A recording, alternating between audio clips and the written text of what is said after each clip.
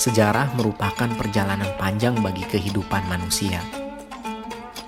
Dan hari ini, saya mengulang kembali melakukan satu perjalanan di kota Banten, di tanah Jawara, tanah Kesultanan Banten.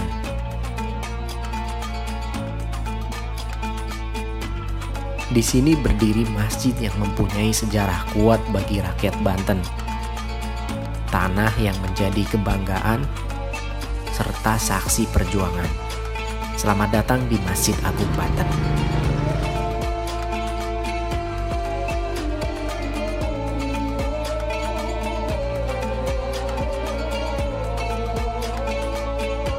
Oke teman-teman, sahabat Bahasa Gajah, sekarang saya sudah berada di dalam Masjid Agung Banten.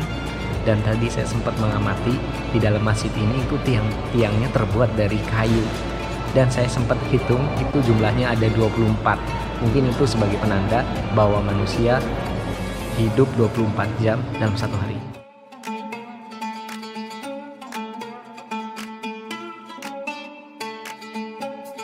Terus yang unik lagi, pas kita masuk ke dalam masjid ini, kita harus melalui pintu yang kayak kecil gitu, kayak pintu yang masuk lorong.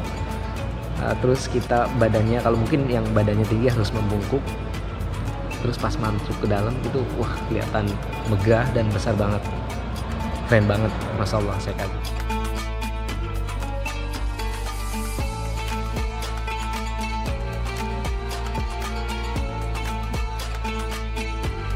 Dan mimbarnya itu kayak berbentuk pagoda ya, bangunan yang ada di Cina. Setelah ini kita lihat lagi bagian-bagian yang menarik dari Masjid Agung Banten. Ikuti terus perjalanan saya, Bahasa Gajah.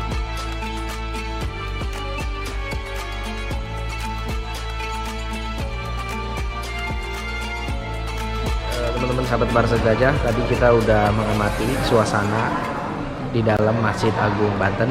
Sekarang kita waktunya ziarah di makam Sultan Maulana Hasanuddin. Oh ini di sini. Oke. Oh ini jadi tempatnya di sini nih makamnya. Allahumma ighfir lahu warhamhu wa'afihi wa'fu anhu.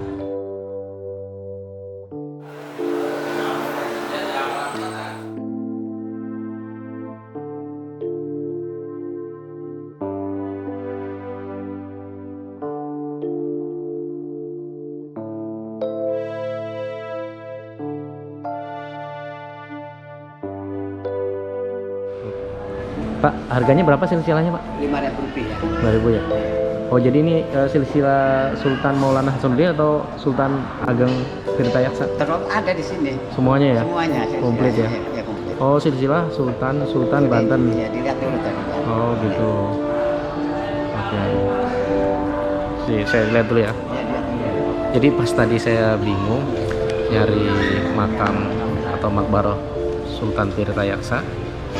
Terus ada bapak-bapak yang ini jual ini dokumen berharga nih menurut saya, karena di sini dijelaskan silsilah Kesultanan Banten.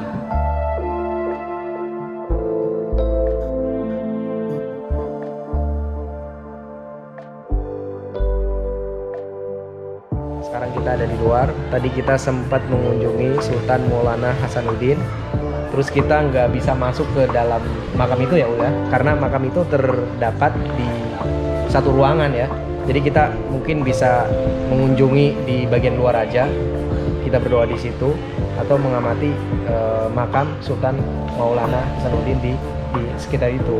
Begitu juga dengan para peziarah yang lain, dia nggak bisa masuk kecuali berdoa dan melakukan ritualitas di luar makam, ya kan? Jadi di komplek makam itu kita bukan hanya mengunjungi makam Sultan Maulana Hasanuddin, tapi ada banyak juga makam sultan-sultan yang pernah berkuasa di tanah Banten dahulu kala.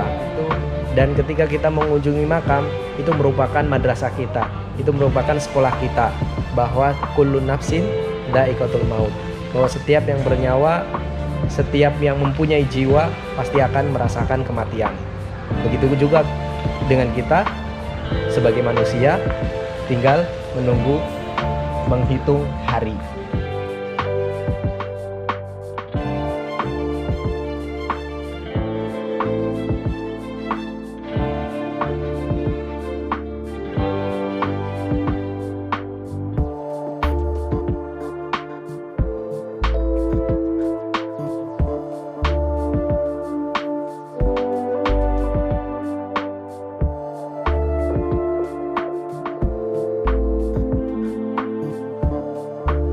Masjid Agung Banten ini tidak pernah sepi dari peziarah atau pengunjung yang ingin mengunjungi Masjid Agung Banten ini. Karena di Masjid Agung Banten ini ada makam Sultan Maulana Hasanuddin.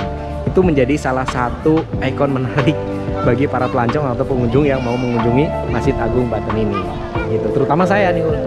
Kalau Maul pasti karena warga sini pasti bosan kan? Bosan kan? Tapi nggak boleh gitu, Ul. Ketika kita mengunjungi masjid, kita jangan pernah merasa bosan. Apalagi ketika kita mengunjungi kuburan atau berziarah ke kubur. Kita harus senantiasa semangat mengunjungi kuburan. Karena pada akhirnya kita itu bakal ada di tempat yang sama. Kullu nafsin dha'iqatul maut. Bahwa setiap yang bernyawa, setiap yang bernafas akan merasakan kematian. Dan perjalanan kita ini menjadi pelajaran bahwa kita bakal mati semua dan uangnya bakal habis.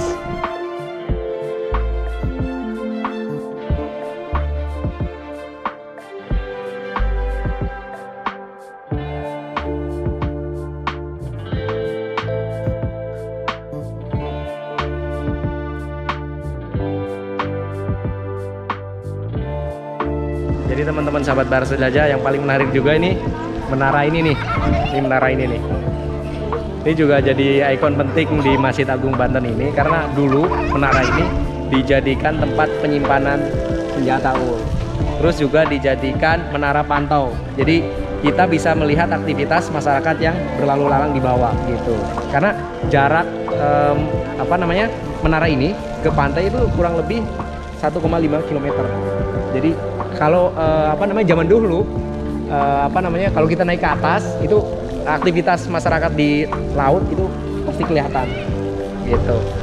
Dan sekarang kayaknya ditutup ya, udah lama ditutup. Terus kita nggak boleh naik ke sana. Waktu Maul ngunjungin ini pernah dibuka kan? Pernah, 2014 masih dibuka. Terus Maul pernah naik ke atas? Pernah.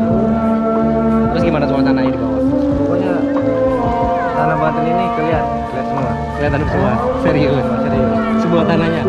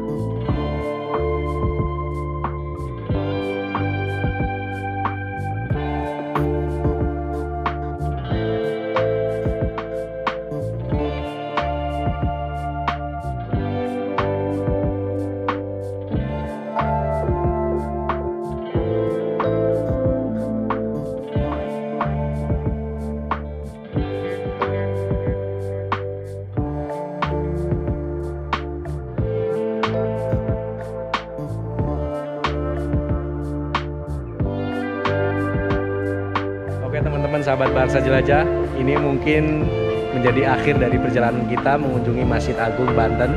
Dan bagi teman-teman yang suka dengan video Bahasa Jelajah, jangan lupa subscribe, like, share, dan komen. Saya Bahasa Jelajah. Assalamualaikum warahmatullahi wabarakatuh.